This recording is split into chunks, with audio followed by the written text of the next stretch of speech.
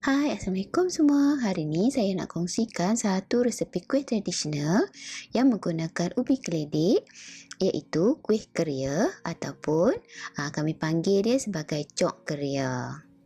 Ramai yang dah tahu resepi kuih keria ni memang senang je. Tapi selalunya yang bagi tahu saya mereka ni fail bab untuk menyira kuih keria. Selalunya tak menjadi.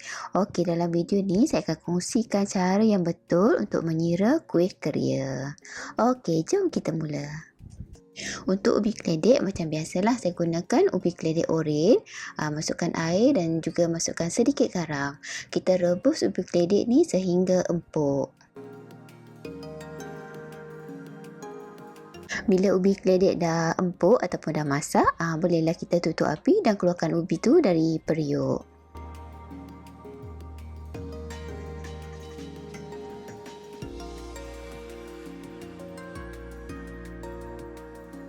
Ini dia ubi keledek yang kita rebus tadi. Kita terus lenyek masa ubi masih panas. Sebabnya dia senang untuk halus ataupun senang untuk kita lenyek-lenyekkan ubi tu.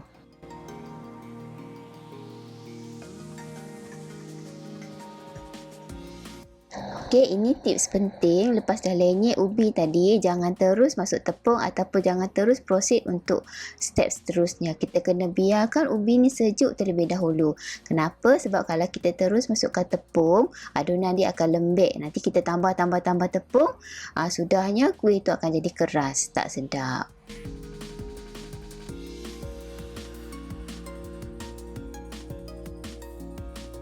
Bekas lenyek ubi tadi tu kecil lah pula. Kita tukar bekasan.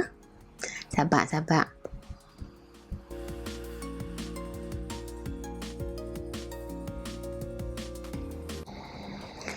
Okey, bekas pun dah besar elok, senang nak uli.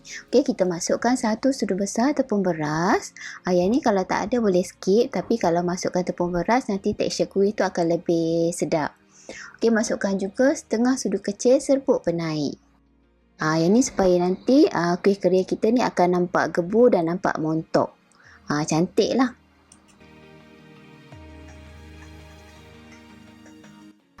Okey, kita gaul dulu tadi tepung beras dengan baking powder. Kemudian masukkan setengah cawan tepung gandum. Ini masuk sikit-sikit sambil uli. Setengah cawan tu kalau tak ada cawan metrik ni, anggaran dia 4 sudu besar.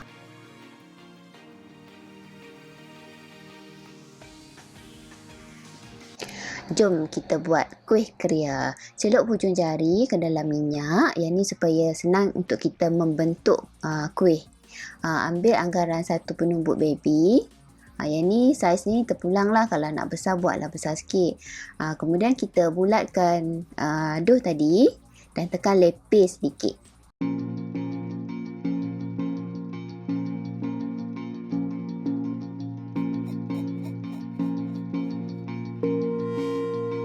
Untuk membentuk lubang di bahagian tengah tu saya gunakan chopstick. Yang ni kalau nak guna apa pun boleh lah.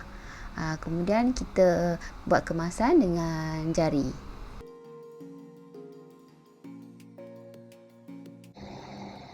Nampak tak? Senang saja untuk membentuk kuih keria ni. Sebabnya tadi kita biarkan ubi tu sejuk sebelum kita masukkan tepung. Jadi dia punya adunan ni ataupun dough ni dia memang senang untuk membentuk.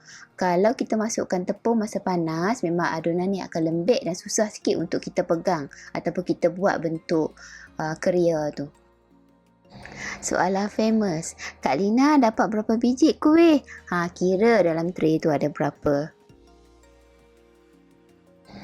Langkah seterusnya, jom kita goreng kuih yang kita telah bentuk tadi. Panaskan minyak, kemudian goreng sehingga kuning keemasan.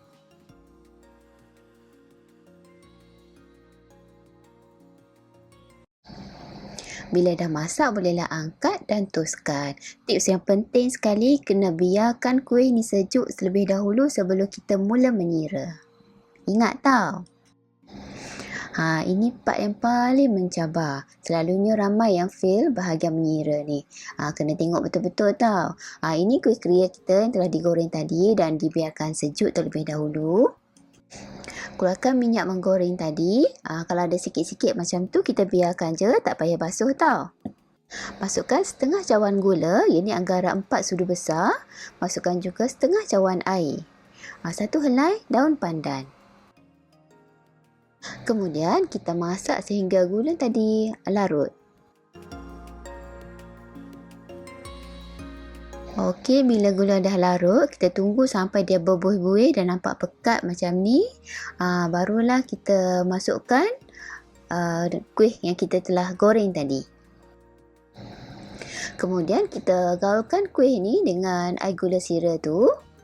Apabila dah sebati, bila dah semua dah bersalut dengan air gula ni, ini tips penting, masukkan 1 sudu besar tepung gandum. Kemudian kita gaul rata.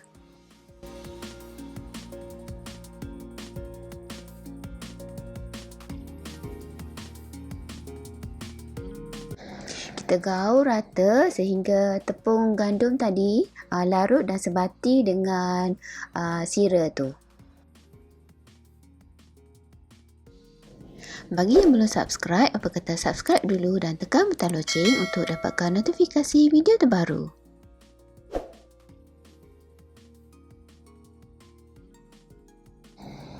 Okey, bila dah tak nampak bentuk tepung tu, maknanya dia dah larut dalam air gula tadi. Bolehlah terus tutup api.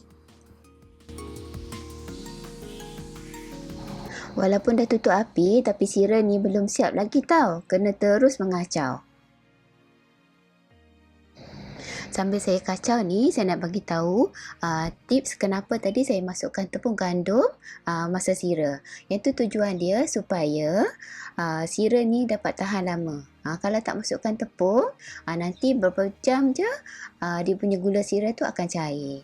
Okey, yang ni kalau nak berniaga kena letak tau. Barulah kita punya sira tu nampak cantik. Okey? Okey, kalau kawan-kawan tengok dekat tepi kuali ataupun dekat dasar kuali tu cuma ada sikit saja gula sira yang tercicir daripada kuih. Semuanya melekat dekat kuih keria kita ni. Kenapa? Sebab tadi saya tinggalkan sedikit minyak dalam kuali ni. Minyak tu akan membantu melicinkan bahagian bawah dan bahagian tepi dan semua gula tu bersalut dengan kuih. Tak membazir kan macam tu?